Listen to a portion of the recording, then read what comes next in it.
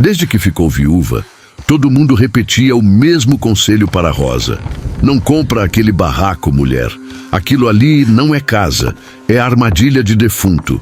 Diziam que à noite alguém arrastava correntes debaixo do assoalho, que um baú trancado no canto do quarto às vezes respirava, que quem morava ali acordava com marcas de dedos no pescoço. Mesmo assim, foi justamente aquele pedaço de madeira torta, enfiado no fim de um pasto esquecido, que ela decidiu comprar com as últimas moedas. O que uma viúva faz quando tem a fome de 3 dias, a humilhação de um vilarejo inteiro, e descobre que o único teto que consegue pagar é o que todo mundo jura que foi amaldiçoado. Você teria coragem de entrar, abrir o baú e dormir ali dentro, sabendo que o último dono saiu em silêncio, dentro de um caixão fechado às pressas? Se essa história te prender até o fim, se inscreve no canal Dossiê do Tempo, ativa o sino das notificações, deixa o seu like e compartilha este vídeo. E me conta aqui nos comentários de que cidade você está assistindo essa história. Vou adorar saber até onde o Dossiê do Tempo está chegando. O ano era...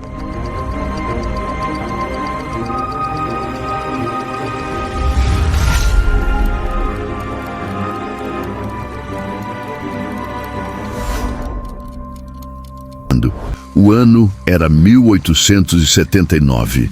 O vilarejo de Santa Eulália vivia de café, milho e fofoca. Rosa atravessou a praça carregando o mundo em um balaio. Uma trouxa de roupas, o retrato amarelado do marido e umas poucas panelas. O resto tinha ficado na casa que os cunhados tomaram dela. Viúva não sustenta parede. Foi o que o mais velho, Amâncio, tinha dito. Ela ouviu, calada. Assinou o papel que empurraram na sua frente sem saber ler direito. Quando deu por si, não tinha mais casa. Tinha só o luto amarrado no lenço e um medo grande de dormir na rua. Foi aí que apareceu a proposta. O vendeiro da esquina, seu Olavo, encostou no balcão, baixou a voz e ofereceu. Tem um barraco no fim da estrada do Brejo, disse. Patrão meu quer se livrar daquilo. Se a senhora tiver umas moedas... Rosa olhou. O preço era humilhante de tão baixo. E por que tão barato assim? Perguntou. O homem desviou o olhar. Porque ninguém quer, respondeu. Dizem que é amaldiçoado, mas maldição não existe. O que existe é gente medrosa. Rosa sabia o que existia sim. Existia gente gananciosa, gente que ria quando viúva era obrigada a escolher entre dormir na rua ou dividir cama com assombração. Respirou fundo. Se tem teto, disse. É o que me serve. Assinou outro papel sem conseguir ler tudo. Levou a chave envolta num pedaço de pano. O barraco ficava na beira de um brejo, longe do vilarejo. A estrada até lá era de terra funda, cercada de capim alto e árvores tortas. Conforme ela caminhava, o silêncio crescia. Só se ouvia o coqueiro rangendo e algum sapo perdido. Quando finalmente enxergou o telhado, o coração apertou. Não era casa. Era quase um pedido de desculpa. 4 paredes de pau a pique, barro rachado, telhas faltando, a varanda afundada de um lado. O mato tinha tomado conta do entorno, subido pelas ferragens, abraçado os esteios. Rosa parou na porteira caída. Por um momento pensou em voltar, mas atrás dela só tinha a praça cheia de olho julgando. E cunhado pronto para rir. Na frente, pelo menos, tinha um teto. Entrou. O cheiro de mofo bateu primeiro. Era forte, úmido, cheiro de lugar que não recebe visita há muito tempo. A sala era escura, com um banco encostado na parede e uma mesa manca no centro. Só uma janela enfiada num canto deixava entrar um fio de luz. No quarto, o chão de tábuas era tão gasto que rangia sob qualquer passo. Foi ali que ela viu o baú, de madeira escura, grande, empurrado para o canto como se alguém quisesse enfiá-lo dentro da parede. O cadeado ainda estava preso, ferro velho coberto de ferrugem.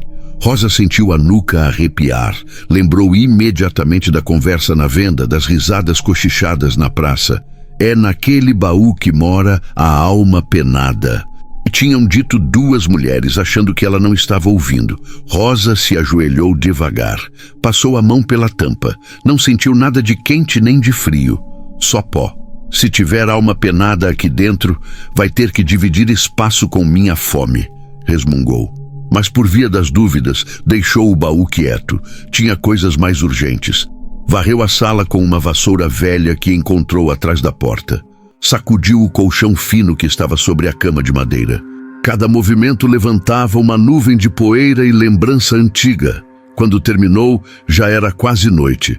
A primeira visita veio antes do escurecer de vez.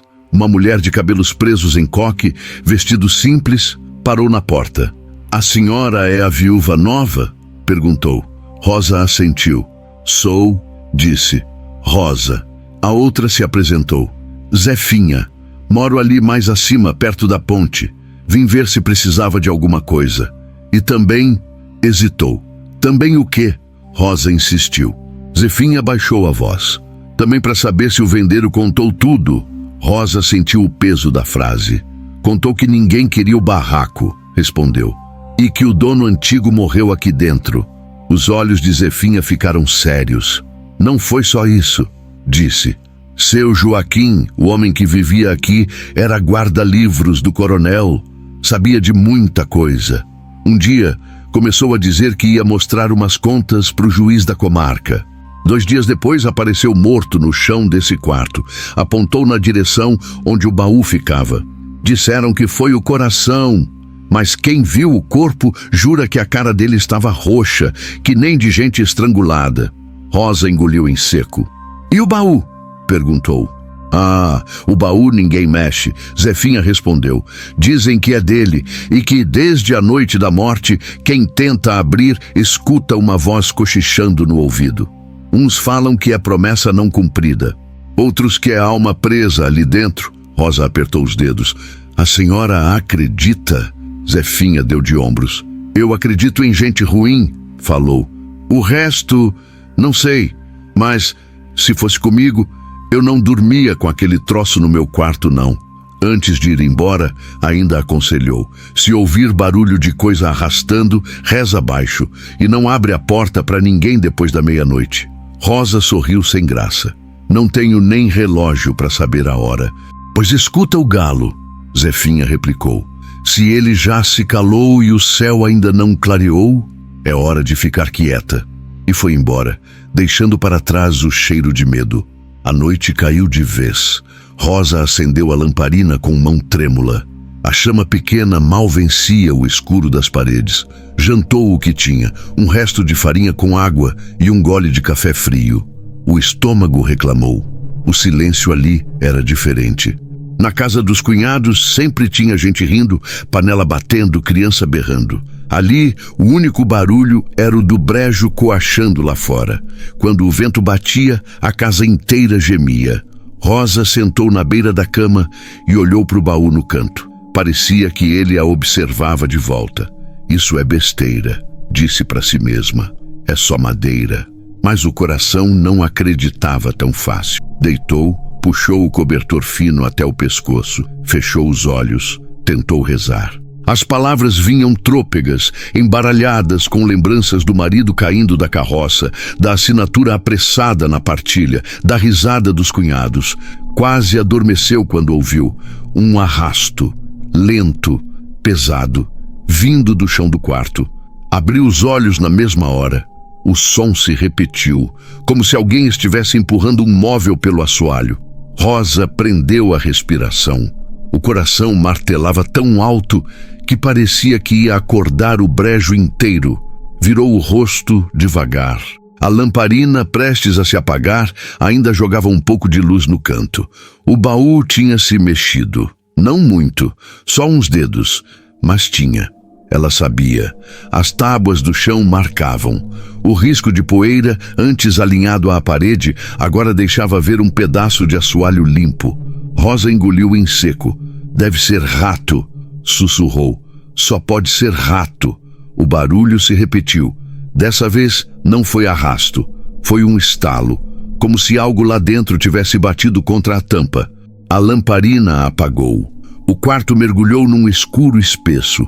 Do lado de fora, o brejo continuava seu coachar triste. Do lado de dentro, Rosa só ouvia a própria respiração e o sangue correndo dentro dos ouvidos.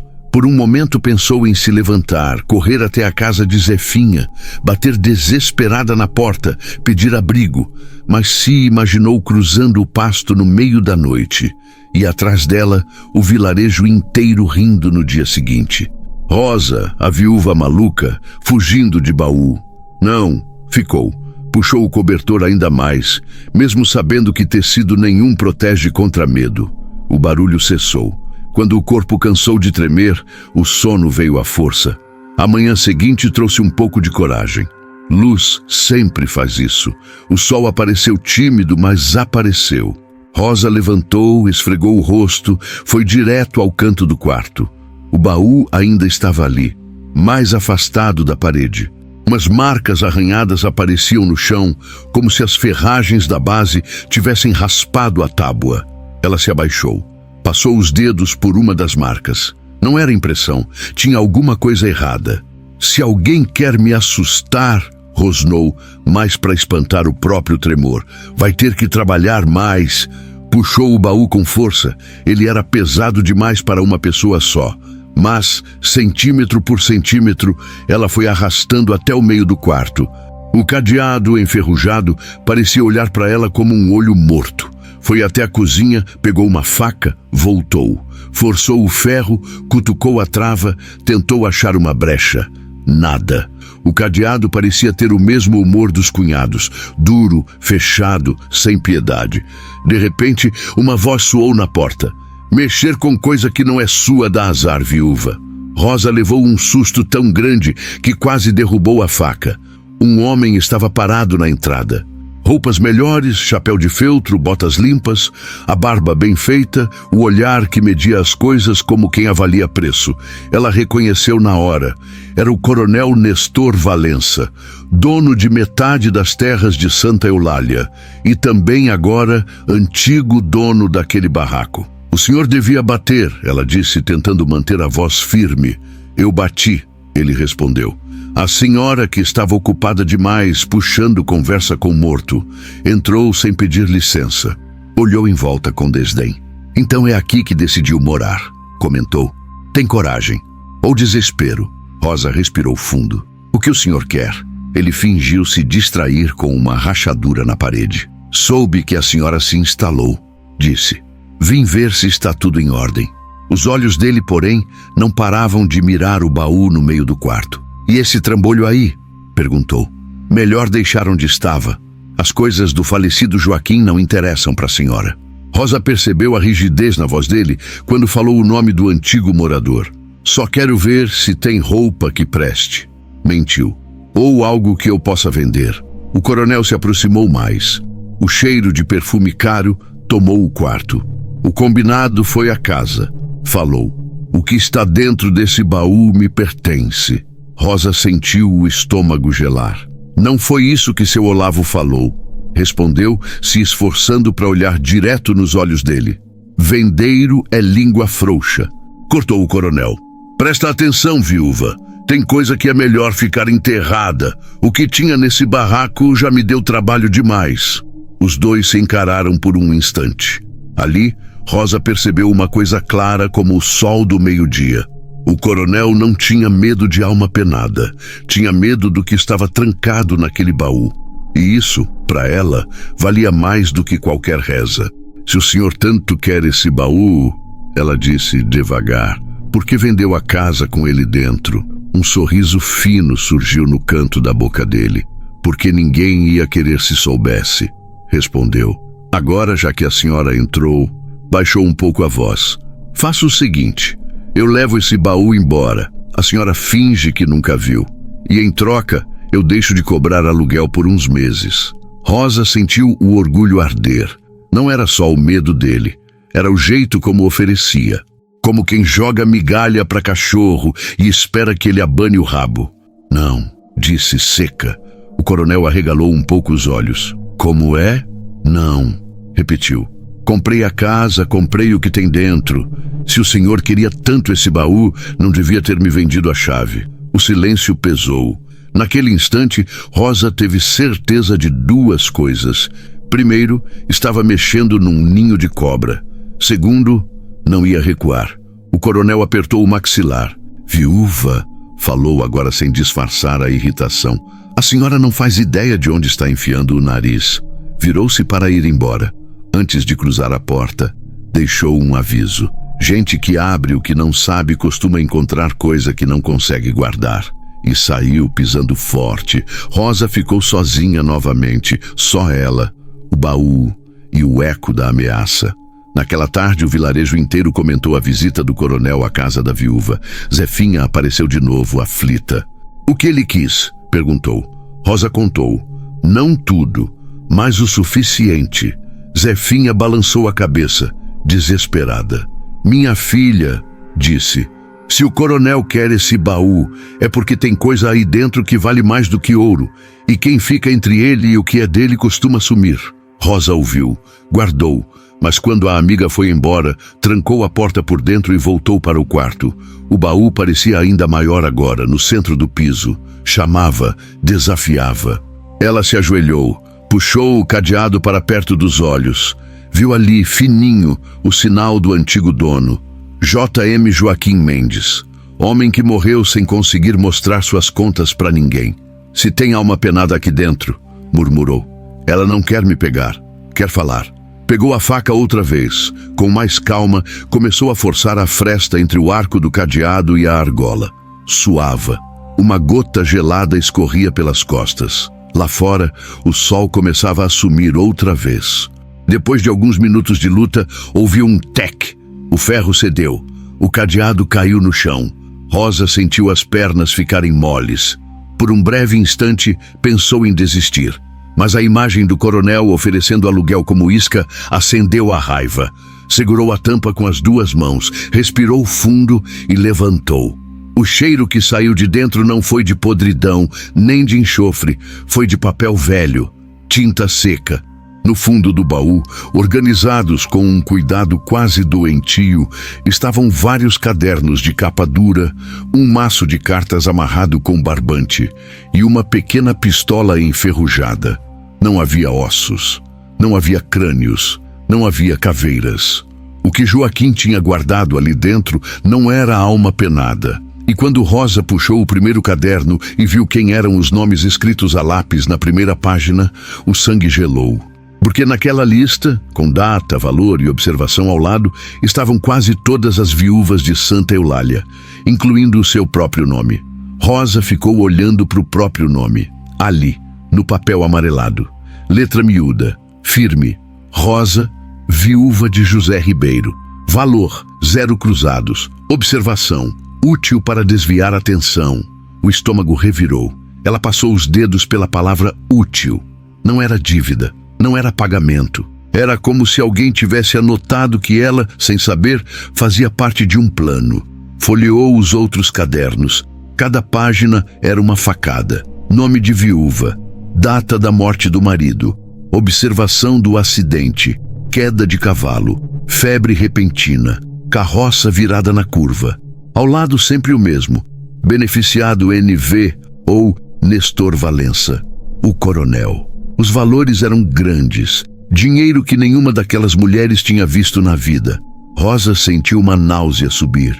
Na fileira de nomes reconheceu várias. Maria das Dores, que vivia com 3 filhos na beira da pedreira. Ana Cândida, que agora lavava roupa para o vilarejo inteiro. Teresa, a que perdeu o marido esmagado debaixo de um carro de boi. Todas viúvas, todas úteis em alguma coisa. E em quase todas as observações aparecia outra sigla. Intermediário OP, ela pensou. Repassou mentalmente os homens do vilarejo. Até que um nome se encaixou como peça de madeira na fresta certa. Olavo Pinto, o vendeiro. O mesmo que lhe entregara a chave do barraco com um sorriso de meia boca. Rosa fechou os olhos por um instante. A cabeça girava. Não era só maldição. Era contabilidade de crime. Joaquim, o guarda-livros morto, tinha anotado tudo. Se ele foi calado, não era porque viu fantasma, era porque viu demais de gente viva. Rosa folheou até encontrar outra página com seu nome. Havia mais uma. Rosa, esposa do funcionário J.R. Situação em andamento. Possível uso futuro. J.R. José Ribeiro. Seu marido. Os dedos começaram a tremer. José tinha trabalhado por pouco tempo na casa do coronel. Serviço de entrega, recado, papel para cima e para baixo. Saiu de lá depois da tal viagem em que não voltou. Todo mundo tinha dito que foi acidente. Carroça virou num buraco, ele bateu a cabeça, morreu na hora. Agora, lendo aquilo, situação em andamento, Rosa teve certeza de uma coisa. Aquela viagem tinha algo de combinado. E ela, a viúva largada na mão dos cunhados, tinha sido peça de um jogo que nem sabia que existia. Uma rajada de vento bateu na janela. O vidro trincado vibrava de leve. Rosa fechou o baú por instinto, como se alguém pudesse estar olhando por uma fresta qualquer. O coração disparado fazia a lamparina parecer mais fraca. De repente, um ruído no lado de fora. Galho quebrando, passos pesados atravessando o quintal encharcado. Ela apagou a luz na hora com um sopro. O quarto mergulhou na escuridão. Só o desenho pálido da janela contra o breu indicava onde era o lado de fora. Os passos se aproximaram da parede, lentos, medidos. Ela prendeu a respiração. A madeira velha da varanda rangeu sob peso. Alguém estava ali. O bater na porta não foi educado. Foi seco. Viúva. A voz veio grossa, arrastada, meio rouca de quem fuma demais. Abre. Rosa não se mexeu. O homem insistiu. Sei que tá aí. Vi luz até agora há pouco. Silêncio. Se não abrir, eu arrombo. Rosa pensou rápido. Se corresse para a sala, ia fazer barulho. Se calasse, ele arrombava e encontrava tudo do mesmo jeito. Olhou para o baú, os cadernos. Se tomassem aquilo, Joaquim teria morrido à toa. Arrancou o primeiro caderno, o maço de cartas, e escondeu embaixo do colchão, num movimento desesperado. Fechou o baú com força. O bater na porta aumentou. Tô contando até 3, urrava a voz. 1. O coração de Rosa batia junto. 2. Ela se levantou cambaleando no escuro. 3. A madeira da porta gemeu. Um chute forte sacudiu a casa inteira. Ela correu até a sala tateando e antes que o segundo chute viesse, destrancou a fechadura. A porta abriu com violência, quase acertando seu ombro. Na entrada, o vulto encharcado de um homem alto, magro, rosto ossudo, olhos miúdos, chapéu de couro pingando água. Ela o reconheceu. Sargento Lira, capanga de confiança do coronel. A senhora demora para atender, hein? Resmungou. Ele entrou sem pedir licença, gotejando lama no chão. O que quer? Rosa perguntou, abraçando o próprio corpo para conter o tremor. Vim buscar o que não é seu, respondeu. Eu tenho um baú aqui dentro que pertence ao patrão. O olhar dele varreu a sala. Entrou no quarto. Viu o baú fora do lugar. Os olhos brilharam. Ah, murmurou. Aproximou-se. Rosa sentiu o chão sumir dos pés. O coronel veio aqui hoje. Ela arriscou. Se ele queria esse baú, por que mandou outro? Lira deu de ombros. Coronel não perde tempo com serviço sujo. Falou. Simples. Ele vem, conversa bonito. Se não resolve, manda quem resolve. A mão dele pousou sobre a tampa do baú. Cadê a chave? Não sei. Rosa mentiu. Então, arrombo. Ele agarrou uma quina, preparou-se para forçar com o peso do corpo. Antes que fizesse força de verdade, um alarme gritou dentro dela. Se o sargento visse o baú vazio, ia saber que alguém mexeu. Os olhos de Rosa correram pela peça. Viu sobre a mesa a faca que tinha usado mais cedo. Olhou para o homem. Olhou para a faca. O cérebro, antes travado pelo medo, funcionou num pulo. O senhor não devia, disse tentando ganhar segundos. Se é amaldiçoado, quem mexe morre. Lira riu. Eu morro de outras coisas, respondeu. De fome, se não trouxer isso. Forçou a madeira. Um estalo ecoou. Rosa agarrou a faca e escondeu atrás da saia. Não tinha coragem de usar, mas precisava parecer que tinha. Chegou mais perto. Sargento, ele nem virou. Fica na tua, viúva, rosnou. Isso não é assunto de mulher. O desprezo na voz dele ardia mais do que qualquer xingamento. Numa fração de segundo, coragem e raiva se misturaram. Rosa deixou a faca cair à mostra de propósito. O brilho do ferro chamou a atenção do sargento. Ele se virou já com a mão indo ao punho da própria arma. Que é isso?" rosnou. Rosa deu 2 passos para trás, mãos erguidas. "Eu só..." começou, mas não precisou terminar. A tensão já bastava. Lyra, desconfiado, se aproximou dela, afastando-se do baú. "Deixa eu ver essa faca." Esticou a mão, pegou o cabo à força. Enquanto isso, o olhar de Rosa correu para o canto do quarto. Uma ideia louca surgiu. "O senhor ouviu falar da maldição?" perguntou, tentando impedir que ele reparasse no cadeado arrancado no chão. "Não acredito nessas bobagens", respondeu. Ela sorriu de canto. "Ainda bem", sussurrou. E num impulso, apagou a lamparina com a mão livre. O quarto afundou no breu. Lyra praguejou. "Tá doida, mulher?" Ela aproveitou a confusão. Se esgueirou para o lado e se jogou contra o baú, empurrando-o com toda a força que tinha. O móvel pesado deslizou uns bons palmos. Acertou as pernas do sargento, que perdeu o equilíbrio e caiu sentado no chão, soltando a faca. "Desgraçada!" Ele tateou, procurando o punho da arma na cintura. Rosa não esperou.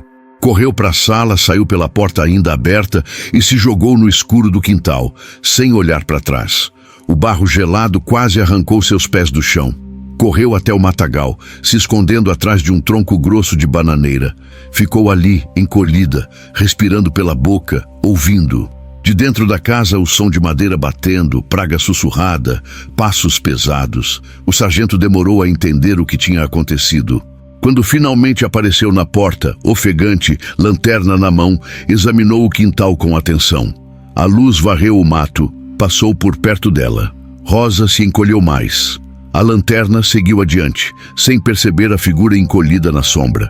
Depois de algum tempo, Lyra resmungou algo como "Amanhã eu volto", cuspiu no chão e se afastou pelo caminho. O barulho das botas na lama foi sumindo. Só quando o silêncio voltou de verdade é que Rosa se permitiu sair do esconderijo. Voltou para o barraco aos poucos, coração na boca. Lá dentro, o baú estava no meio do quarto, tampa aberta. Lyra tinha conseguido olhar, mas não tinha achado nada, além dos cadernos remanescentes e da pistola velha. Se tivesse pensado melhor, teria percebido a falta do primeiro caderno e das cartas. Mas homem convencido de que mulher é burra não presta atenção em detalhe. Rosa puxou a tampa, fechou o baú, tremia dos pés à cabeça. Agora sabia de 2 coisas. O coronel não ia desistir, e ela não podia ficar sozinha. Na manhã seguinte foi direto à casa de Zefinha. Bateu na porta com força. A amiga abriu assustada. "Rosa, que cara é essa?" A viúva entrou sem rodeios. "Preciso te mostrar uma coisa", disse. "Mas precisa ser longe dos olhos de todo mundo." As duas foram até o galpão improvisado nos fundos do quintal, onde Zefinha costumava guardar lenha. Lá, Rosa tirou debaixo do vestido o caderno e o maço de cartas que tinha escondido na noite anterior. Mostrou. Zefinha arregalou os olhos. Leu devagar as anotações. O rosto foi perdendo cor. "Isso..." sussurrou. "Isso é prova de crime." "É", Rosa confirmou. "E essas cartas?" Zefinha perguntou, pegando o maço com cuidado. As folhas eram mais finas, a tinta mais caprichada. A amiga leu alguns trechos em voz baixa e ficou ainda mais pálida. "São cartas do Joaquim para o juiz da comarca", disse. Ele estava mesmo preparando denúncia. Tinha dia marcado para descer para a cidade com isso. Mostrou uma linha sublinhada a lápis. "Se algo acontecer comigo, peço que procurem este baú na minha casa, pois contém tudo que prova a trama de Nestor Z e seus intermediários." Zefinha levantou os olhos assustada. "Rosa", falou, "isso é dinamite sem fogo. É a única coisa que tenho." Rosa respondeu. "Se eu largar, ele acaba comigo igual acabou com Joaquim."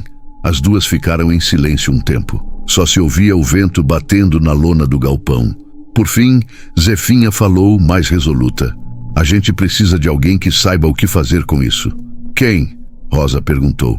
O padre tem medo do coronel. O delegado é compadre dele. A amiga respirou fundo. Tem o escrivão velho da cidade vizinha, disse. Seu Bernardo. Não gosta de Valença. Vive falando mal dele na venda. E como eu vou chegar lá? Rosa insistiu. É longe. Se o coronel ou o sargento me pegarem na estrada com esses papéis... Zefinha mordeu o lábio, pensou. A gente arruma um jeito, disse. Mas tem uma coisa que você precisa saber antes. Ela hesitou. Rosa percebeu. Fala logo. Zefinha respirou fundo, como quem se prepara para mergulhar em água gelada. O nome do seu marido, disse, tocando a linha onde estava JR.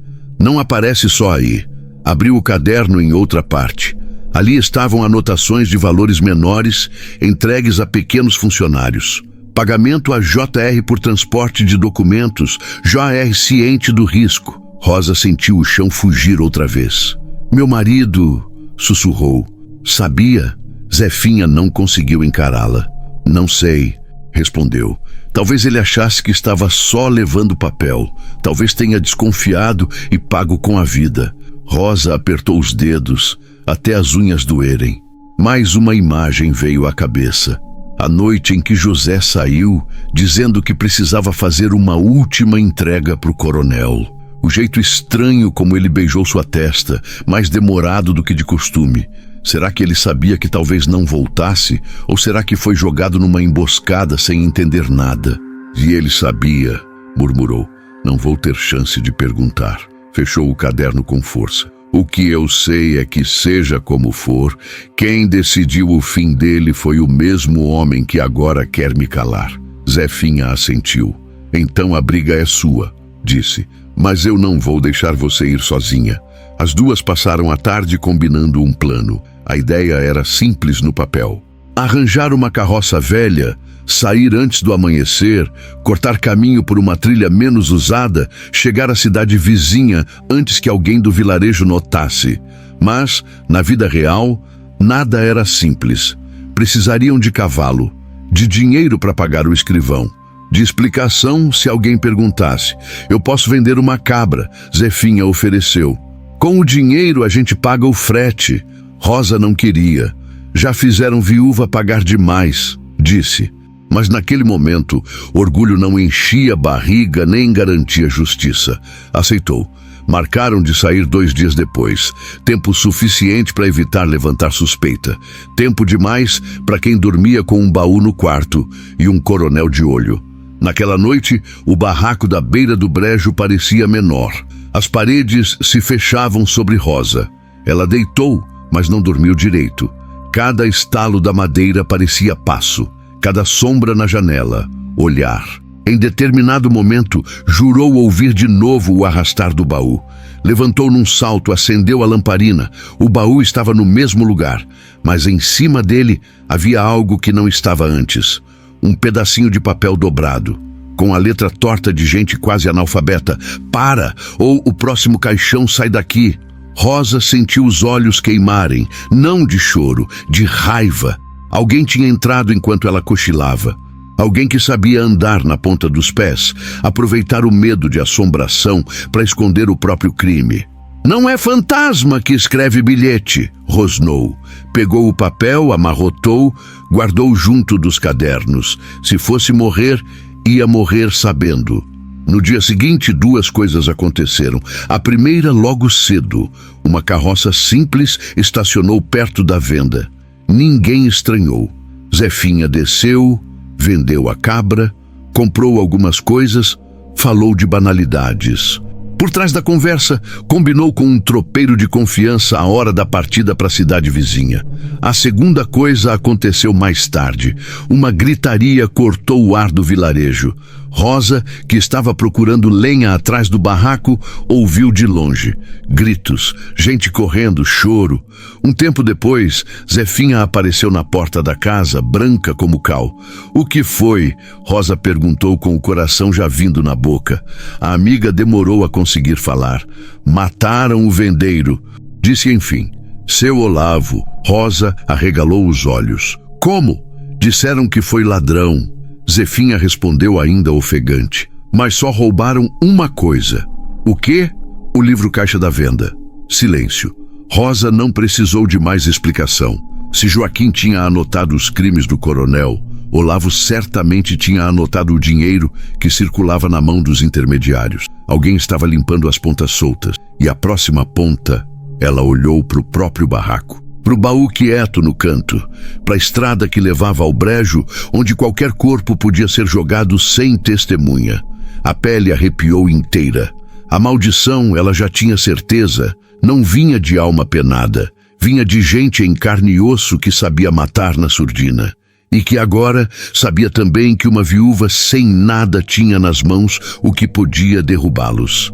Naquela mesma noite, antes do combinado, um cavalo desconhecido foi visto amarrado perto da cerca de Rosa. Ninguém o viu chegar, mas alguém o veria partir. Com o corpo de quem? Era isso que ela precisava descobrir antes.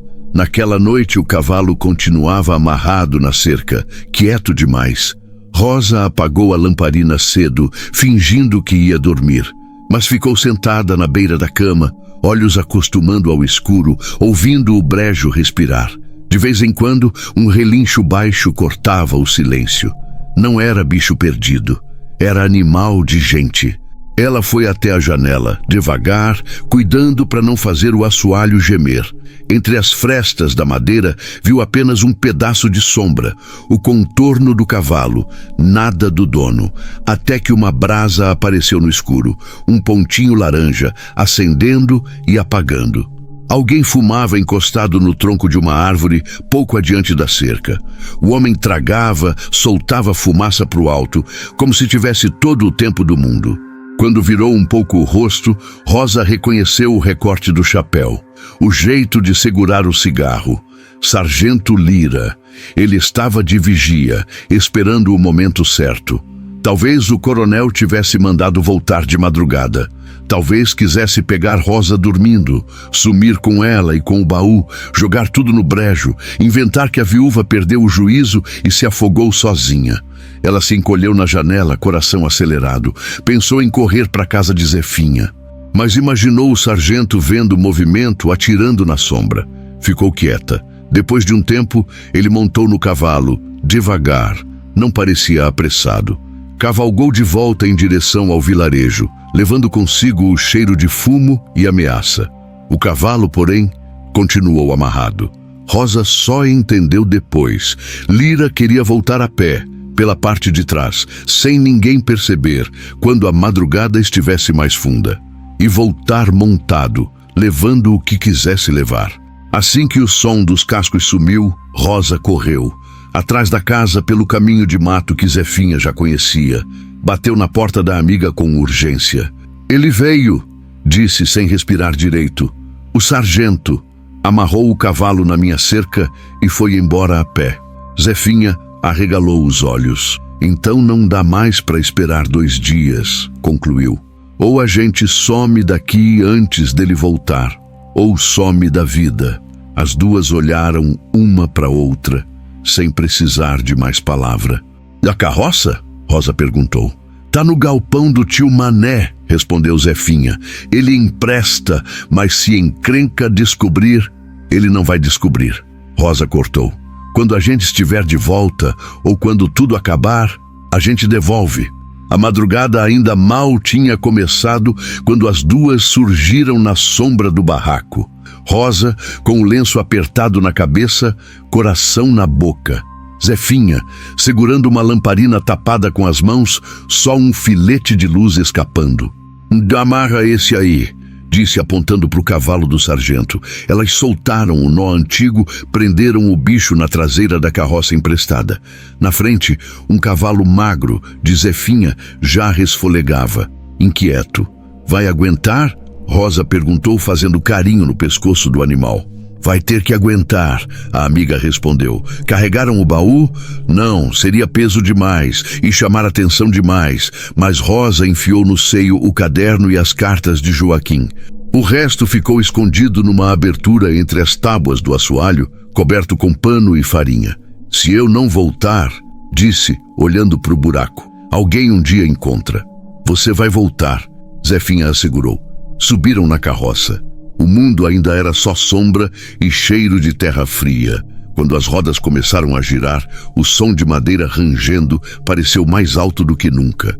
Rosa teve certeza de que, se a casa fosse mesmo amaldiçoada, estava vendo sua única moradora viva ir embora. A estrada de terra se abria estreita na frente delas. À medida que se afastavam do vilarejo, as poucas luzes de lamparinas iam ficando para trás, engolidas pela escuridão. O céu era um pano pesado, sem estrela. As árvores de cada lado pareciam dobrar o tronco para observar a fuga. Só se ouvia o barulho das rodas no chão úmido, o resfolegar dos cavalos e a respiração presa das duas mulheres. Se alguém perguntar, a gente diz que está indo visitar parente doente. Zefinha murmurou. Não fala de escrivão nem de papel. Eu não falo nem meu nome, Rosa respondeu. Por dentro, no entanto, a voz dela não parava. Revivia a assinatura forçada da partilha, o olhar do coronel preso no baú, a risada de Lira. E no meio de tudo, o rosto do marido, José com o chapéu na mão antes da tal última entrega. Será que na estrada ele pressentiu alguma coisa? Ou morreu achando que só tinha caído num buraco? Cada sacolejo da carroça misturava essas perguntas na cabeça dela. Depois de 1 hora de caminho, a mata ficou ainda mais fechada. A trilha que Zefinha escolhera cortava por dentro de um capoeirão esquecido. As copas das árvores quase se tocavam lá em cima. O chão ficava mais mole, mais difícil para o rodado. Tá certo isso? Rosa perguntou desconfiada. É o caminho que tropeiro usa para fugir de bandido, explicou a amiga. Se é escondido para eles, é escondido para quem vier atrás também. Pouco tempo depois, um som diferente se misturou ao barulho da carroça. Casco de cavalo, solitário, vindo de trás. As duas se entreolharam. Não olha, Zefinha pediu. Se olhar, mostra medo. Mas Rosa não conseguiu obedecer. Virou-se um pouco fingindo ajustar o chale. Lá longe, entre as sombras da estrada, um ponto escuro crescia. Um cavaleiro sozinho. É ele, sussurrou. Vem no rastro. O peito apertou. Se fosse Lira, estava em vantagem. Conhecia os atalhos. Sabia atirar. Acelera isso, Rosa murmurou. Zefinha estalou a língua. Os animais, cansados, deram o que podiam. Mas o som dos cascos atrás não diminuía. Pelo contrário, ficava mais nítido, mais marcado. Depois de alguns minutos, o cavaleiro já dava para ser visto com clareza. Trazia capa escura, chapéu baixo, a postura curvada de quem carrega anos nas costas. Não era o porte do sargento, mas isso não deixava a situação menos estranha. Se ele chegar muito perto, a gente larga a carroça e corre pro mato, Zefinha decidiu. E deixa os papéis, Rosa retrucou. As duas ficaram presas na dúvida. O cavaleiro, entretanto, resolveu por elas. Aproximou-se bastante, ergueu a mão livre num gesto de paz. Senhoras! Gritou com voz rouca, aberta pela estrada. Não se assustem, isso fez o contrário. As duas se armaram de medo. Zefinha agarrou o cabo do chicote com mais força. Rosa levou a mão ao peito, onde os papéis estavam escondidos. O homem emparelhou a carroça, mantendo certa distância. De perto dava para ver melhor. Era velho, barba rala, branca. Olhos pequenos, vivos, examinando tudo com rapidez. Vocês são de Santa Eulália? Perguntou. Somos de onde Deus quiser. Zefinha respondeu seca. Ele sorriu de lado. Então é de lá mesmo, disse. Porque só lá o povo aprende a responder desse jeito. Voltou-se para Rosa, como se já soubesse quem ela era. A senhora deve ser a viúva do barraco da beira do brejo. O sangue de Rosa gelou. Quem disse? Nenhum fantasma, respondeu. Foi o correio. Ele enfiou a mão na bolsa de couro que trazia a tiracolo. Rosa, por instinto, se encolheu. Mas o que saiu de lá não foi arma. Foi uma folha dobrada, com um selo antigo, meio amassado. Carta que me chegou tem 2 anos, disse. De um amigo chamado Joaquim Mendes. O nome ficou suspenso entre eles. Joaquim, o dono morto do barraco. Nela ele dizia que, se os papéis não chegassem nas minhas mãos, alguém ia acabar comprando a casa. Continuou o velho. E provavelmente uma viúva, porque ninguém mais ia querer, e que essa viúva ia precisar mais de mim do que ele, se estivesse vivo. Estendeu o papel. Meu nome é Bernardo, falou. Fui escrivão do juiz em outra comarca. Hoje vivo de anotar livro de batismo e de casamento por aí. Rosa hesitou antes de pegar a carta. Lembrou do bilhete de ameaça, da morte de Olavo, do sargento. Qualquer um podia dizer que vinha ajudar. Mas quando abriu a folha e viu a letra firme de Joaquim descrevendo o baú, o medo, os nomes, sabendo detalhes que só quem tinha vivido ali poderia saber, uma parte dela cedeu. Se esta carta lhe chegar, Bernardo, é porque não consegui entregar em mãos o que combinamos. Peço que espalhe, pelas bocas certas, que minha casa está maldita. Diga que o baú é morada de alma penada. Quanto mais medo tiverem, menos vão mexer. Mas se um dia aparecer alguém tão desesperado que tope entrar, é porque vai ter coragem de mexer no que eu não dei conta. Rosa leu em silêncio. Sentiu as pernas fraquejarem. O velho observava. Foi você... Ela murmurou. Foi você que inventou a maldição? Bernardo suspirou. Não sozinho, respondeu. Mas fui eu que plantei nos ouvidos certos. Cada história, um exagero. Uma corrente que arrasta, um baú que respira, uma mão que aperta o pescoço. Deu de ombros com amargura. Melhor assustar o povo com fantasma do que deixá-lo morrer pela mão de gente viva. Zefinha, até então desconfiada, não conseguiu esconder o espanto. O senhor está dizendo, perguntou, que o medo que fez Rosa quase enlouquecer foi arma sua? Arma nossa, corrigiu ele, minha e de Joaquim. O único jeito que encontramos de esconder as provas que juntamos. Se o coronel soubesse que havia papel, queimava tudo.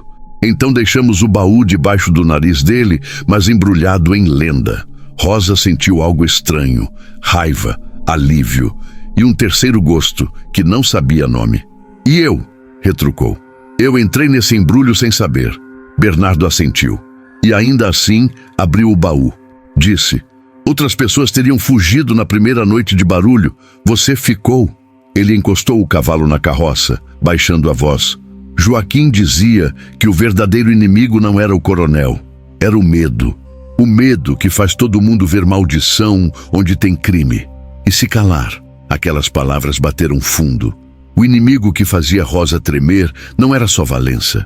Era o silêncio que deixava gente como ele mandar. Bernardo continuou. Eu soube do Olavo. Soube ontem, na venda da outra estrada. Quando ouvi, entendi que o jogo tinha começado sem mim. Montei no primeiro cavalo e vim. Cheguei a Santa Eulália de madrugada. Me contaram do cavalo amarrado na cerca da viúva. Olhou direto para ela. Se o sargento não voltou com você amarrada na garupa, é porque você se virou melhor do que eu esperava. Rosa não respondeu. As mãos estavam suadas, apertando o tecido do vestido. E agora? Perguntou por fim. O que o senhor quer? Ele encarou a estrada à frente, pensativo. O que sempre quis, disse. Botar no papel o que esses homens fizeram, mas desta vez não para esconder, para mostrar. Ergueu uma sobrancelha. Você trouxe alguma coisa do baú? Rosa hesitou apenas um segundo. Depois enfiou a mão no seio e tirou o caderno e as cartas. Bernardo os pegou com respeito. Folheou algumas páginas, reconhecendo a letra. É isso, murmurou. Com isso aqui, um juiz sério consegue enterrar o nome de Valença. Zefinha foi rápida. Juiz sério é o que não temos, lembrou. O da nossa comarca bebe na mesa do coronel. Bernardo deu um sorriso sem alegria. Por isso vamos pular uma comarca, disse. Conheço um em Campina das Almas que não deve favor a coronel nenhum. Rosa respirou fundo. Então seguimos viagem. Ele balançou a cabeça. Não, respondeu. Antes vocês precisam voltar. As duas protestaram ao mesmo tempo. Voltar! Rosa quase gritou. O senhor enlouqueceu! Bernardo ergueu a mão pedindo calma. Escutem, disse. Se vocês somem de vez, o coronel arranja a história. Diz que a viúva fugiu levando dinheiro. Diz que tentou ajudar. O povo acredita. Ele apontou na direção de Santa Eulália. Mas, se vocês voltarem, fizerem barulho, se outra viúva que todo mundo respeita disser que também tem coisa errada, olhou para Zefinha. Aí o medo muda de lado. Zefinha cruzou os braços. Quer que a gente vire alvo de novo? Vocês já são alvo, Bernardo respondeu. A diferença é que agora tem munição. Ele respirou fundo, mais sério. Vocês voltam. Eu sigo por outro caminho com as cópias. Amanhã à noite, quando o coronel for ao barraco tomar o que acha que é dele, vocês entregam outro tipo de assombração. Rosa franziu a testa. Que assombração? O velho sorriu, pela primeira vez com um brilho diferente nos olhos. A única que esses homens têm medo, disse. Testemunha, papel e povo assistindo. Parou um instante, como se medisse o peso do que ia dizer. Amanhã vocês chamam todas as viúvas com nome nesses cadernos. Mandem dizer que vai ter reza pela alma de Joaquim no barraco amaldiçoado. Nenhum homem vai ter coragem de entrar, mas eles vão ficar do lado de fora, ouvindo. Bernardo levantou o caderno. Lá dentro vocês contam linha por linha o que o coronel fez com cada uma. Façam a maldição virar boca. As palavras ficaram ecoando. Rosa imaginou a cena. O barraco escuro, cheio de mulher vestida de preto, o baú aberto no meio como altar. Do lado de fora, o coronel e seus capangas, ouvindo o próprio nome ser cuspido como praga. Era ousado, era perigoso, mas, pela primeira vez, o medo dentro dela deu um passo para trás. E o senhor? Perguntou. O que vai fazer enquanto isso? Bernardo bateu levemente no couro da bolsa. Copiar o que der tempo, disse, e botar um envelope nas mãos certas em Campina das Almas. Se der errado aqui, ao menos lá o nome dele não descansa. Rosa olhou para Zefinha. A amiga respirou fundo, como quem puxa coragem do chão. Se é para gritar, eu grito, disse. Cansada, tô de chorar calada, Rosa assentiu. Então a gente volta. Virou-se para o velho escrivão. Mas se der errado, seu Bernardo, avisou. Se algum de nós cair, quero que o senhor prometa uma coisa. Qual? Não deixa meu nome virar só mais uma linha nesse caderno, disse. Se eu tiver que virar fantasma para esse povo, que seja fantasma de verdade. Daqueles que lembram que maldição maior sempre foi gente que prefere se calar. Bernardo a encarou. Sério. Prometo, falou. Então puxou as rédeas do cavalo. Agora voltem, ordenou. E façam o que ninguém espera. Usem o medo que criamos contra quem sempre se escondeu atrás dele. A carroça deu meia volta na estrada lamacenta. Rosa sentiu o peso do caminho de volta cair sobre os ombros. Atrás dela, o velho desapareceu entre as árvores, levando consigo a parte mais preciosa do baú. À frente, o vilarejo começava a acordar, sem saber que, naquela noite, o barraco amaldiçoado ia ser palco da única coisa que fantasma nenhum consegue fazer: colocar homens vivos contra a própria consciência. O sol mal tinha levantado quando Rosa e Zefinha voltaram para o vilarejo. Ninguém percebeu que tinham ido tão longe. Pareciam duas mulheres comuns voltando do corte de lenha. Cabelo suado, saía suja de barro.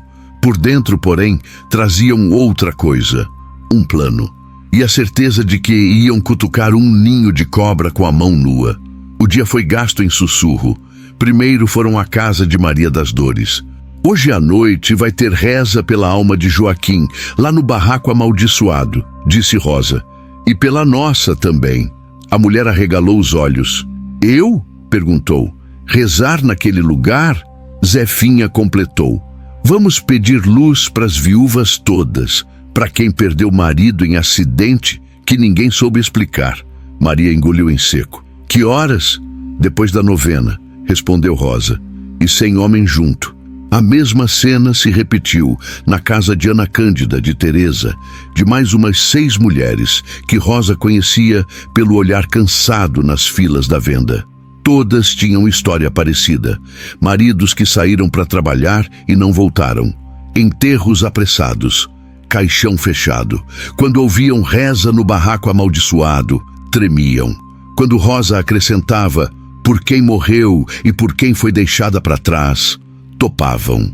Medo e dor andam de mãos dadas. Os homens não demoraram a saber. Num vilarejo pequeno, boato anda mais rápido que notícia boa. À tarde, o coronel Nestor já chamava Sargento Lira na varanda da Casa Grande. Então a viúva resolveu fazer novena no galinheiro de Joaquim. Resmungou enrolando o cigarro. Lira deu um riso curto. Vai chamar alma penada para dançar. Alma penada é o que menos me preocupa, cortou Valença. O que me preocupa é gente viva falando demais. Tragou fundo, o olho apertado. Fica de olho, ordenou. Se ela resolver botar nome demais na roda, você entra. Para rezar, o sargento ironizou. Para calar, respondeu o coronel. Quando a noite caiu, o brejo em volta do barraco parecia maior. O céu pesava sem estrela. Um vento fino passava entre as árvores, trazendo cheiro de água parada. Rosa acendeu 3 lamparinas. Colocou uma na sala, outra no quarto, outra em cima do baú. Puxou o móvel para o centro. Cobriu com um pano branco como altar. Embaixo da cama, o buraco no assoalho escondia o restante dos cadernos. No corpo, junto ao peito, estava o volume principal, com as anotações mais pesadas, e o maço de cartas de Joaquim. Zefinha chegou primeiro, trazendo um banco emprestado de casa. Depois vieram as outras. Uma a uma, viúvas encolhidas em vestidos escuros foram lotando a sala. Algumas traziam terço entre os dedos, outras só a raiva nos olhos. Tem certeza disso? Maria das Dores cochichou, olhando para o baú coberto. Dizem que ele abre sozinho. Rosa respirou fundo. O que vai abrir hoje não é baú, disse. É boca. Fechou a porta por dentro, passou a tranca. Lá fora, o brejo e o resto do vilarejo. Aqui dentro, só mulher. Do lado de fora, os homens foram se aproximando devagar. Uns por curiosidade, outros por ordem. O próprio coronel veio, montado com 2 peões e um sargento Lira de cara fechada. Ficaram na beira da cerca, dizendo que era para garantir a segurança da reza, mas nenhum deles ousou pôr o pé para dentro. Maldição serve também para isso. Segregar. Deixa, Valença falou. Mulher gosta de teatro. Quando cansarem, voltam pro fogão. Mas o senho franzido e o jeito de apertar o cigarro denunciavam o incômodo. Lá dentro, Rosa começou com um Pai Nosso. Voz firme, lenta. Depois uma Ave Maria. As outras acompanharam. Por alguns minutos, parecia mesmo uma noite de oração. Até que Rosa parou de rezar. Puxou o caderno do peito. Agora vamos lembrar, disse. Os olhos ao redor se voltaram para ela. Algumas se benzeram, achando que vinha palavra de santo. Mas o que veio foi nome. Maria das Dores. Leu. Viúva de Antônio Pereira. Acidente de carro de boi. Maria levantou a cabeça, assustada. É meu nome. Sussurrou. Rosa continuou. Valor recebido pelo coronel Nestor Valença, em diária de seguro. Tanto. Intermediário. Olavo Pinto. Um murmúrio correu pela sala. As mulheres se entreolharam. Ana Cândida. Rosa leu outra linha. Marido morto em queda de cavalo, mesmo beneficiado, mesmo intermediário. Ana levou a mão à boca. Os olhos encheram d'água, mas não de choro de luto, de raiva velha. Teresa, mais uma folha. Esposo esmagado no engenho. Pagamento assinado. A cada nome, uma mulher encolhia. Reconhecia a própria história. Era como se alguém tivesse pego suas dores e posto numa prateleira, com preço. Ele... Maria gaguejou. Ele ganhou dinheiro com a morte do meu homem? Rosa assentiu. Não só com o seu, disse, com a de quase todas aqui. Ela ergueu o caderno para o alto, como quem mostra a hóstia. A maldição que jogaram nesse barraco não é de alma penada. É de homem vivo que descobriu que viúva não tinha quem a defendesse. Então fez tabela com o nosso luto. Silêncio pesado. Só se ouvia o coachar lá fora. Até que uma voz, no fundo da sala, quebrou. Lê tudo, pediu Teresa. Quero saber quanto valeu a morte do meu. As outras concordaram, num coro de dor. Rosa respirou fundo. Ia começar a listar tudo, linha por linha, quando bateram na porta. Dessa vez, com força. Chega de teatro, viúvas. A voz de Lira atravessou a madeira. Abre essa porta. As mulheres se entreolharam assustadas. Algumas já se levantavam, prontas a abrir. Rosa ergueu a mão. Ninguém abre, ordenou. Não hoje. Lira chutou a porta. O trinco gemeu. Rosa! Gritou. Se não abrir, eu arrombo. Ela sentiu o medo subir como água de enchente, mas não recuou. Arromba então! Respondeu quase sem voz, mas respondeu. Do lado de fora, o coronel desceu do cavalo. Deixa disso, Lira, disse forçando um riso. Elas querem rezar. Mulher sem reza fala demais. Mas o brilho no olhar do sargento mostrava que não era preocupação com devoção. Ele sacou uma chave de ferro. Mandaram trancar por dentro? Rosnou. Então, destranco por fora. Enfiou a chave na fechadura antiga, forçou. A madeira resistiu um pouco, depois cedeu. A porta abriu com violência, batendo na parede. Lira deu 2 passos para dentro. As lamparinas fizeram sombra no rosto dele. As mulheres recuaram. Rosa continuou onde estava, ao lado do baú coberto, caderno na mão. Vamos encerrar essa farsa, o sargento disse. Entrega o que pegou, Rosa. Ela olhou para o coronel parado na soleira, chapéu na mão, sorriso falso. Que farsa, coronel? Perguntou. A dos acidentes que encheram o seu bolso. Um burburinho percorreu a sala, escapou pela porta, chegou aos ouvidos dos homens do lado de fora. Valença perdeu o sorriso. Você não sabe do que está falando, respondeu. Sei, sim, disse uma voz atrás de Rosa, mas não era de nenhuma viúva. Era de Zefinha, que se adiantou, tremendo, mas firme. Arrancou um segundo caderno de dentro da saia. Mostrou. O guarda-livros do senhor anotou tudo. Falou, mirando o coronel. Ninguém aqui é assombração. Quem assombra é o senhor. As mulheres murmuraram mais alto. Lira avançou, mão indo ao cabo da arma. Chega! Rosnou. Reunião acabou. Rosa sentiu o pânico rasgar por dentro. Se ele atirasse ali, ninguém ia ter coragem de ir contra. Foi quando aconteceu o que por um momento fez todo mundo acreditar que a maldição tinha acordado de verdade. As lamparinas apagaram ao mesmo tempo. Um vento gelado atravessou o quarto, vindo de lugar nenhum. E do assoalho veio um som pesado, arrastar de madeira, como se algo debaixo do chão empurrasse o baú por baixo. Algumas mulheres gritaram. Teresa caiu de joelhos, rezando. Lira se atrapalhou, puxando a arma no escuro. Fica todo mundo parado! Berrou. Rosa só ouvia o coração. E o som do baú deslizando devagar até esbarrar na parede oposta. Depois, silêncio. Um cheiro de terra molhada subiu. Algo rangeu. E uma parte do assoalho, antes lisa, se levantou um pouco, como tampa. Dali emergiu um vulto escuro, alto, magro, com o rosto coberto por um tecido. Por um segundo, ninguém respirou. As viúvas viram. O coronel também. Um homem saiu de dentro do chão do barraco amaldiçoado, como se tivesse levantado da própria sepultura. O fantasma, alguém sussurrou. Rosa sentiu as pernas falharem. A figura tirou devagar o pano do rosto. A luz fraquíssima que vinha da porta revelou barba por fazer, olhos fundos, pele marcada pelo sol. Mas o traço que fez o mundo girar foi outro. Era o mesmo que Rosa tinha visto toda a noite antes de dormir, durante anos. O mesmo que tinha beijado sua testa antes da tal última entrega. José, ela murmurou. O morto se mexeu. Sorriu fraco. Achei que você ia demorar mais para abrir esse baú, disse. O silêncio que se seguiu foi tão pesado que parecia material. Até o brejo lá fora calou, como se também quisesse ouvir. Rosa cambaleou 2 passos. Você gaguejou. Você tá vivo? Ele assentiu. Mais ou menos, respondeu. Vivo escondido não é vida inteira. Os olhos dela se encheram de lágrimas, não de alegria, de mistura. Você me deixou, sussurrou, acreditando que tinha morrido. Se eu não tivesse morrido, quem morria era você, respondeu ele simples.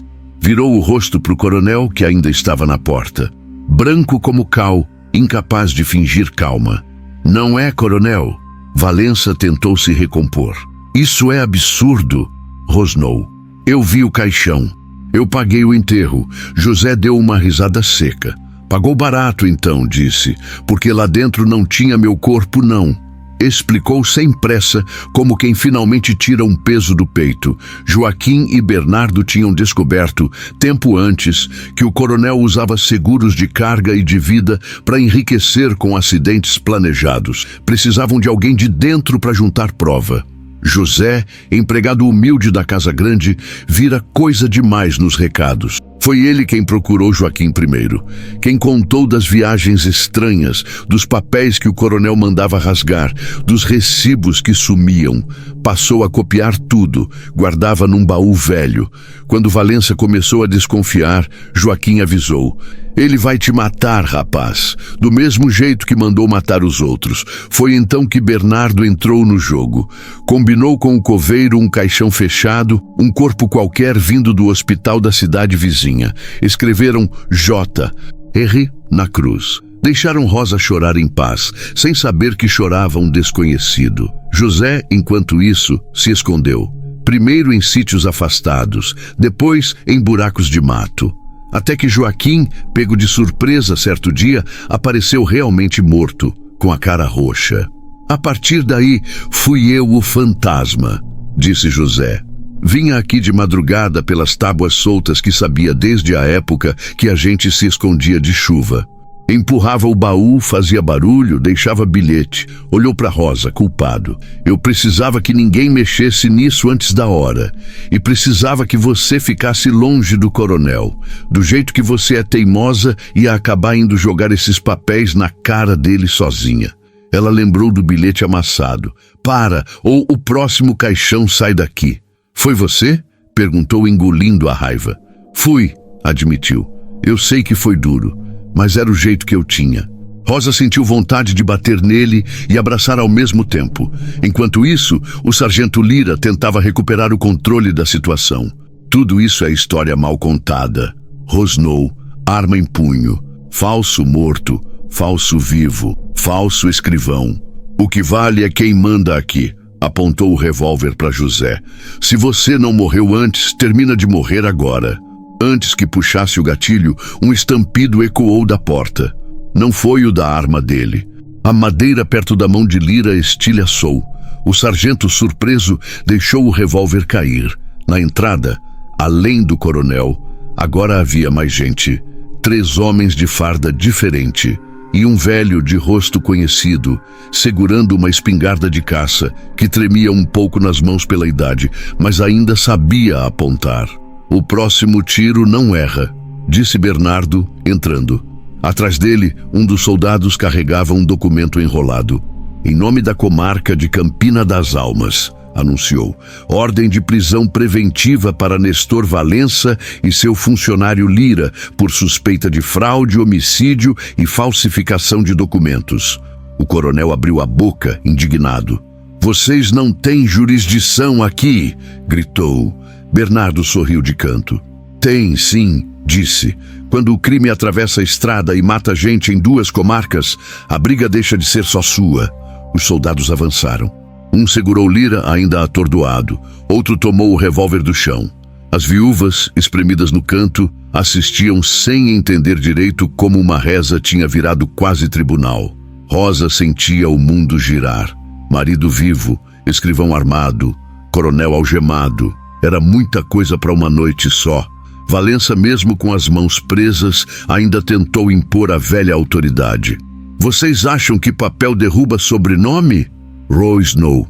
Quando isso tudo passar, eu compro até o juiz de vocês. Bernardo ergueu o caderno de Joaquim. O senhor pode tentar, respondeu. Mas agora não é só papel. É papel, testemunha e povo. Olhou em volta. Aqui dentro tem viúva suficiente para encher banco de acusado. Lá fora deve ter mais gente curiosa do que santo na igreja. Rosa entendeu. Foi até a porta. Abriu. No terreiro, uma multidão se formara. Homens que vieram vigiar. Mulheres que ficaram com medo, mas se aproximaram assim mesmo. Jovens que sempre ouviram falar de maldição e agora viam Coronel sair algemado da casa amaldiçoada. Os soldados puxaram Valença para fora. Os cochichos viraram murmurinho. Murmurinho virou voz alta. As viúvas, uma a uma, começaram a falar. Foi ele que assinou quando meu marido caiu do telhado. Foi ele que mandou apressar o enterro. Foi ele que recebeu o dinheiro do seguro, dizendo que ia pagar dívida. Aquilo que Joaquim e Bernardo tentaram mostrar em conta fria, agora ganhava rosto. Medo, quando se junta, muda de lado. A confusão durou até perto do amanhecer. Os soldados levaram o coronel e Lira amarrados sob protesto de alguns poucos que ainda lhes deviam favor. Bernardo ficou para trás, com José e as viúvas. O barraco, antes maldito, agora parecia outro. O baú estava no centro, descoberto, mostrando apenas papel. Nada de espírito, só números, datas, nomes. Então, Zefinha disse, sentando-se num banco, exausta. A maldição era isso. Bernardo assentiu. Sempre foi, falou. Medo é corda boa de puxar. Quem sabe disso desde menino usa para o que quiser. Rosa olhou para o marido. Ele estava encostado na parede, as mãos machucadas de tanto mexer em tábua e barro. E você? Perguntou. Vai achar que está tudo resolvido porque saiu debaixo do chão? José abaixou a cabeça. Não acho nada, respondeu. Só sei que te devo desculpa. E vida. Ela ficou um tempo em silêncio. Por dentro, ainda existia um buraco do tamanho do luto que viveu sozinha. Não dava para apagar com uma explicação, nem com um abraço, mas também não dava para negar o que ele tinha arriscado. Se ele não tivesse virado fantasma de mentira, talvez ela tivesse virado corpo de verdade. Eu não sei se consigo te perdoar agora, disse, honesta. José assentiu, sem protestar. Então deixa eu tentar fazer por merecer, falou. Nem que seja ajudando a consertar o que a gente deixou quebrar. Olhou ao redor. Começando por esse barraco. As viúvas, ainda confusas, começaram a falar de coisas práticas. Onde dormir, o que comer. Como seriam os próximos dias com Valença preso. O vilarejo ia mudar, mas ninguém sabia para quê. Só uma coisa estava clara. A partir daquela noite, quando alguém falasse em barraco amaldiçoado, não ia mais dar para culpar a alma penada. Todo mundo tinha visto quem saiu de lá algemado e quem saiu de lá vivo, depois de ter sido enterrado em mentira. O resto da história, porém, ainda precisava ser escrito, não mais em caderno escondido dentro de baú, mas em papel limpo, com o nome de viúva no lugar certo. Não como útil para desviar a atenção, mas como gente que decidiu parar de servir de cortina para a maldade alheia. Os dias depois daquela noite não foram tranquilos. Santa Eulália acordou diferente. Sem coronel na varanda, sem sargento desfilando de arma na cintura, com mais pergunta do que resposta. No começo, ninguém sabia como agir. Alguns juravam que Valença ia voltar a cavalo, com tropa nova, para botar tudo no lugar. Outros cochichavam que ele já tinha fugido da cadeia, comprado juiz, comprado guarda, comprado até a chave do próprio xadrez. Mas o tempo foi passando. Notícia vinha de fora, trazida por tropeiro, por Bernardo, por papel timbrado. O processo contra Nestor Valença tinha nome de crime, não de maldição. Fraude, homicídio, falsificação. O sobrenome dele, que antes pesava em terreiro e igreja, agora pesava em papel. O barraco da beira do brejo, por sua vez, virou outra coisa. Não mais o barraco amaldiçoado. Virou a casa da viúva. E isso ali era mais título do que muitos homens da vila tinham. Rosa demorou a aceitar o marido, sentado de novo à mesa. Nos primeiros dias, quando José falava, a voz dele parecia vir de muito longe. Não era mais o homem de antes. Nem ela era a mesma mulher. Teve noite que acordou ofegante, lembrando do caixão, do enterro, do buraco na terra. Olhou para o lado, viu o rosto dele na penumbra e o corpo levou alguns segundos para entender que aquilo não era sonho. Às vezes, a raiva vinha mais forte do que a saudade. Você me deixou sozinha, dizia. Me fez de viúva 2 vezes. Ele não respondia com desculpa ensaiada. Deixei, admitia. Achei que te protegia, mas só te machuquei diferente. Ficava em silêncio depois. Sabia que perdão não se pede uma vez só. Se constrói devagar. A casa, por dentro, também mudou. O baú saiu do canto. Não dormia mais no quarto como bicho escondido. Foi posto na sala, aberto em cima de 2 tijolos, como se fosse peça de exposição. As viúvas vinham, liam com a ajuda de quem sabia. Reconheciam seus nomes nas linhas. Algumas choravam, outras xingavam. Todas entendiam com uma dor nova que não tinham perdido o marido para a vontade de Deus. Tinham perdido para a vontade de um homem que usou papel e medo como arma. Bernardo, quando vinha da cidade vizinha, trazia notícia do processo. Juiz ouvira. Papéis tinham sido registrados, mas gente de outras vilas começava a vasculhar próprios mortos. A maldição espalhou, disse um dia Zefinha, meio amarga. Não, Rosa corrigiu. O crime é que espalhou. A única coisa que a gente espalhou foi coragem. O brejo em volta continuou o mesmo, sapo coachando, água parada, mosquito no fim da tarde, mas quem passava perto do barraco agora não fazia mais o sinal da cruz com medo de alma.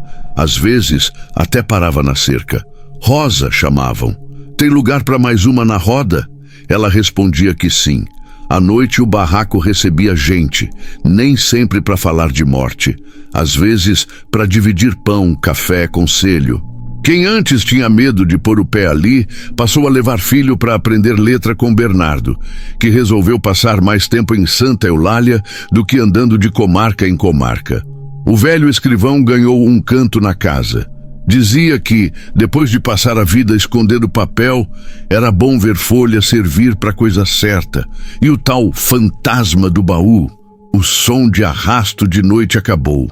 As lamparinas agora só apagavam quando o óleo acabava ou o vento passava mais forte. A tampa do assoalho, por onde José vinha e ia, foi pregada de vez. Se tiver que entrar alguém nessa casa agora, Rosa falou martelando o prego, entra pela porta. O buraco, porém, ficou marcado na madeira. Quando alguma visitante nova perguntava, ela explicava. Não é buraco de maldição, é buraco de fuga. Um homem que se escondeu aqui para não morrer. A história de José corria de boca em boca. Para alguns, ele era corajoso. Para outros, covarde. Para Rosa, era quase as 2 coisas ao mesmo tempo. E isso, no fim, era o mais humano que alguém podia ser. Com o tempo, vieram outros coronéis, de outros nomes, tentando ocupar o espaço que Valença deixou. Mas o vilarejo tinha visto demais para cair igual. Quando alguém aparecia com promessa bonita demais e papel bom demais, as viúvas se reuniam. Chamavam Bernardo, liam as letras. Perguntavam 2, 3 vezes. O que eu assino aqui? Quem ganha se eu perco? O medo de assombração foi sendo substituído por outro tipo de cuidado. Menos barulhento, mais atento. A maldição da casa se quebrou no dia em que a primeira mãe deixou o filho dormir lá dentro sem rezar apavorada. E no dia em que alguém teve coragem de se mudar para o lado, onde antes ninguém queria pasto. Anos depois, quando Rosa já tinha cabelo mais branco do que preto, um tropeiro novo, que não conhecia a história antiga, perguntou a ela na venda, é verdade que a senhora morou num lugar amaldiçoado? Ela sorriu de canto. Morei, sim, respondeu. E não tinha alma penada lá, não? Ele insistiu. Ela pensou um pouco. Lembrou do baú arrastando, do bilhete, do marido saindo do chão, do coronel algemado, das viúvas cercando a porta. Tinha, disse por fim. O rapaz engoliu em seco. Tinha? Ela assentiu. Tinha alma que penou, porque gente viva resolveu brincar de Deus. Tinha alma de viúva que virou número em caderno de homem. Tinha alma de pobre servindo de escudo para crime grande. Olhou firme. Não era alma de outro mundo, não. Era tudo daqui mesmo. Ele ficou sem resposta. Rosa ajeitou o lenço na cabeça. Hoje, se quiser ver maldição, não perde tempo olhando para a casa velha. falou. Olha para a mão de quem manda assinar papel sem explicar. Ali é que mora o bicho. Saiu caminhando, com a coluna um pouco torta do peso dos anos, mas com passo firme. O barraco, ao longe, tinha fumaça saindo pela chaminé. Riso de criança escapando pela janela. Ali, onde o vilarejo jurava que morava a assombração, agora morava outra coisa. Memória, cuidado e uma viúva que aprendeu do jeito mais duro que a pior maldição não é casa nenhuma. É deixar o medo virar desculpa pra gente ruim seguir mandando. Se essa história te prendeu até aqui, se inscreve no canal Dossiê do Tempo, ativa o sino das notificações, deixa o seu like e compartilha este vídeo. E me conta aqui nos comentários de que cidade você está assistindo essa história. Vou adorar saber até onde o Dossiê do Tempo